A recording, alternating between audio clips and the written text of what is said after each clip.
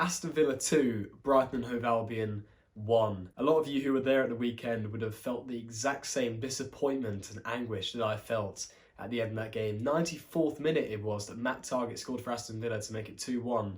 And the thing that made it so painful was the fact we took the lead in that game. In the first half, we scored Adam Webster with his first ever goal for Brighton and Hove Albion, a brilliant header at the far post, completely unmarked. And the man who should have been marking him is in the England squad, and his name is Tyrone Mings. The Villa fans chanting, "Oh, England's centre half."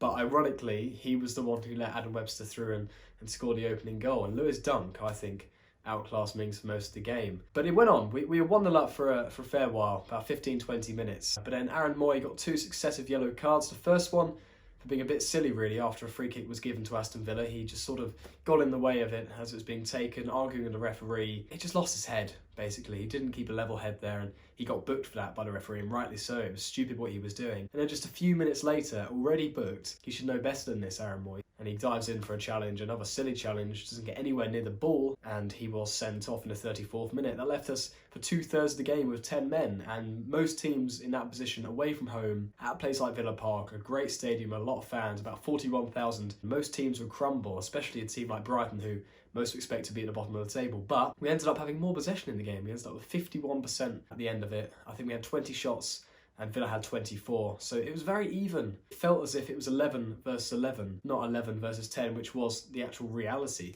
I feel as if us Brighton fans, we didn't obviously outsing Villa, because there's about 39,000 more of them, but we definitely put in a good show as fans in that ground, and we got behind the lads when they had 10 men. It was sort of a very community feel in the stand. You wanted to get behind them and help the lads get through, and you sort of felt for them as well. People like Grealish were running at them, and Grealish was brilliant, by the way. I feel like on Match Today, not sure if any of you saw it, but they sort of overhyped him a little bit and focused everything on him, but he was brilliant. He was the man of the match at the end of the day. But the amount of pressure we had to suffer in that game was quite a lot, but it would have been even more if it wasn't for Graham Potter. He sort of had a bit of a masterclass. At half-time, it was 1-1 at this point. Jack Grealish, the man who was man of the match, he scored a bit of a tap-in just before half-time in added time. And before that, they were disallowed a goal. Conor Hourihane netted home a great finish as well. But apparently in the lead-up, Wesley fouled Matt Ryan. I personally don't think was the case. It was given on VAR as a foul, which meant that their goal was ruled out, but I think he probably should have been ruled in. But anyhow, it was good for us. It was 1-1 at half-time. And going into it, Aaron Connolly taken off, Solly March on, bit of a change of system. Duffy came on in the second half.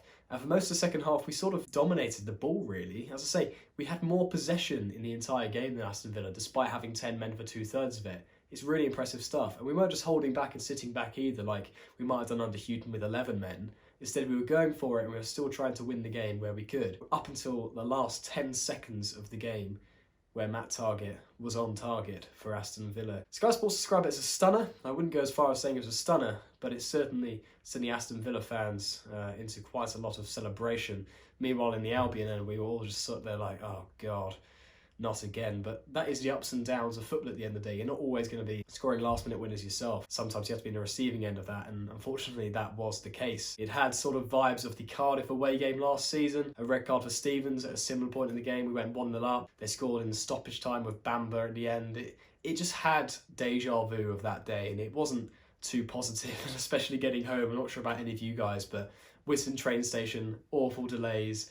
At Aston, very difficult to get to, and also a long queue there. So it wasn't an ideal afternoon, but the positives you can take from it were Graham Potter's ability to adapt even with 10 men and under the difficult circumstances. Away at Villa Park, as I say, one of the best atmospheres in the league, and we played really well. I've seen so many posts all over Twitter, all over Instagram, all over social media in general about the fact that we should have more points than we do. At the end of the day, points are the most important thing. Where you're in the league table is what decides you as a club at the end of the day, at the end of the season. If you get relegated, all your finances go down the drain and things start to fall apart a little. But in terms of the way we've been playing, you could easily put us in the top half. We should have beaten Newcastle away. West Ham at home we should have beaten. Southampton might have lost 2-0. We easily could have won that game if it wasn't for a disallowed goal in that match. And there's a few other games in there, like Burnley at home as well, last minute equaliser. We have dropped quite a few points this season where we probably don't deserve to. I saw a thing on Twitter which had statistics into account of predictability of matches depending on statistics